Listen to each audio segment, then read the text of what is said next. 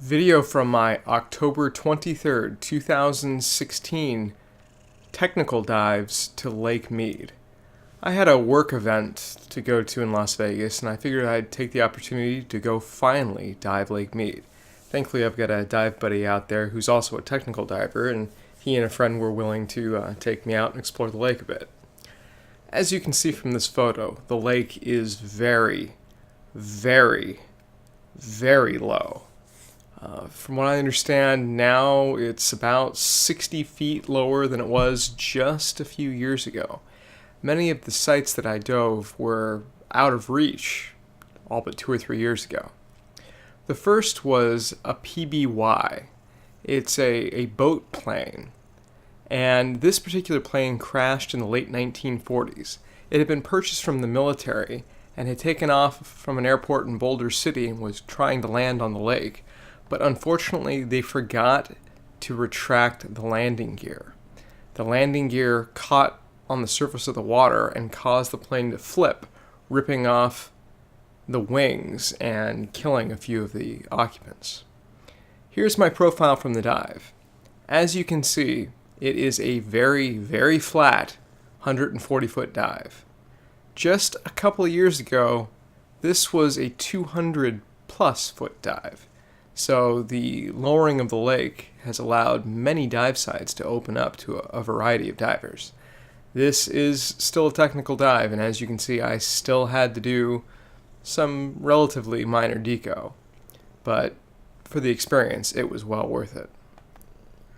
The visibility at this particular location wasn't particularly great. When you drop down the line, this is the first thing that you see.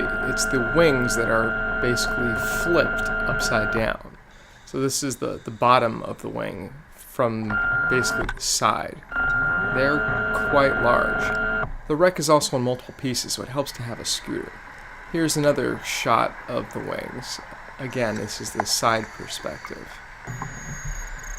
Here's along the length of the wing. And right here in front of you is where the pontoons sat. Here's a little bit of a closer image. Remember now, these wings, and indeed the whole plane, is upside down. Here's the pontoons on the wing, on the plane. So you can see that V-shaped pattern that we saw during the dive. I'm not quite sure what happened, where everything got thrown to. There's a debris field surrounding the wreck that you can go explore. And in fact, there are lines run to various locations. Here's more of the wreck. This is actually the tail of the wreck, and this is in remarkably good condition. You can see that the ailerons have started to deteriorate, but they're still quite distinguishable from the rest of the tail section. Here's the ailerons from the basically reverse view. This is a slightly different angle than what we saw before.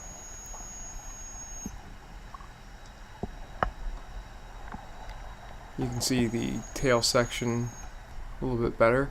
And here was the cause of the wreck.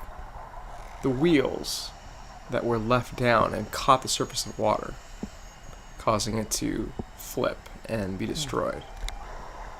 This is one of the engines. For what I'm told, the propeller is still on one of the other ones.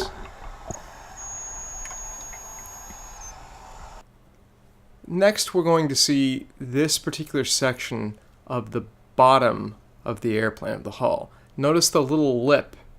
We'll see it from two different directions. Here you can see me coming up from where the tail was once attached, and you can see the lip in the foreground there. I highlight it with my flashlight right now. So that's that lip as I'm coming from the rear of the plane to the front. And here's the reverse. I'm above that little lip along the main body of the plane, heading towards where the tail used to be. The second place that we went diving was Lake Mead's Wreck Alley. This is a really, really neat site. There's 6 or 7 wrecks strewn all over the place, and they're connected with a spiderweb of cave line.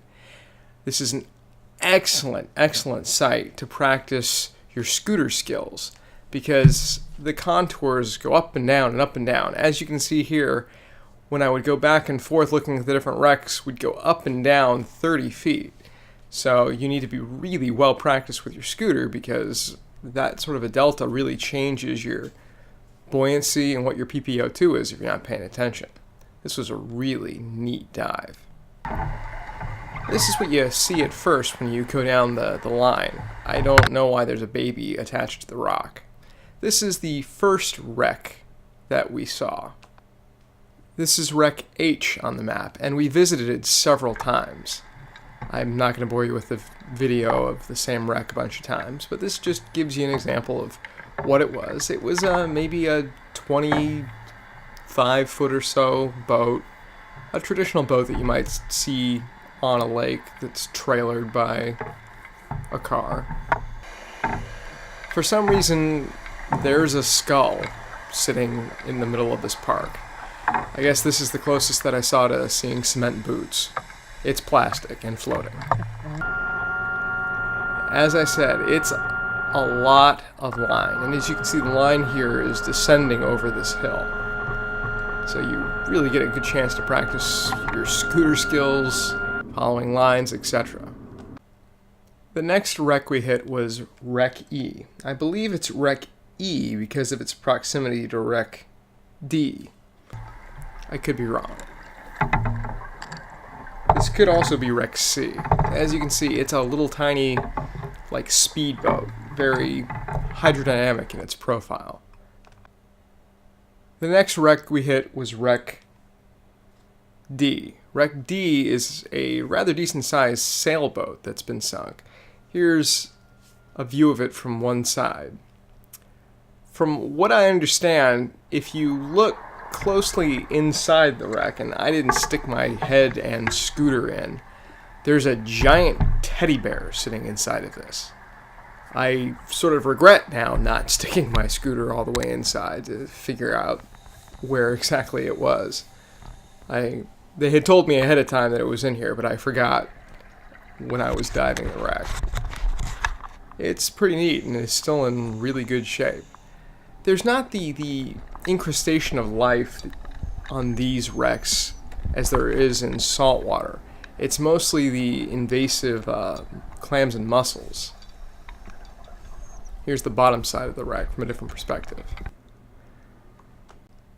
The next wreck we hit, I believe, is wreck C. I think it's wreck C because on the map, wreck C is smaller than wreck E and is in close proximity to that sailboat that was wreck D. As you can see, this is even tinier. It's a tiny little dinghy, almost a little box for a lack of a better word. Most of the boats in Wreck Alley are smaller craft like this, as opposed to the very large shipwreck. The next boat we hit, I think, is Wreck G. I think it's Wreck G because of the number of lines that are running to it and are attached to it. It's a smaller boat as well. As you can see, that it's darker, so I think it's a little bit deeper than those other wrecks. Thankfully, I had a tour guide, because without it, I'd have no idea where I was. This was a very bizarre structure that I wasn't expecting. I'm not sure what these little diamond shapes are. People always joke about using their desktop PCs as boat anchors. I guess someone might have taken that a little bit too literally here. We finished the dive by doing deco on a hill. We slowly swam up the hill and were able to do our stops in relative comfort. The lake was pretty warm, in the 60s. And you know me, I love animals. I was really pleased to see one of the natives. I'm not sure if this is a largemouth bass or a striped bass. It's really hard to tell at this size.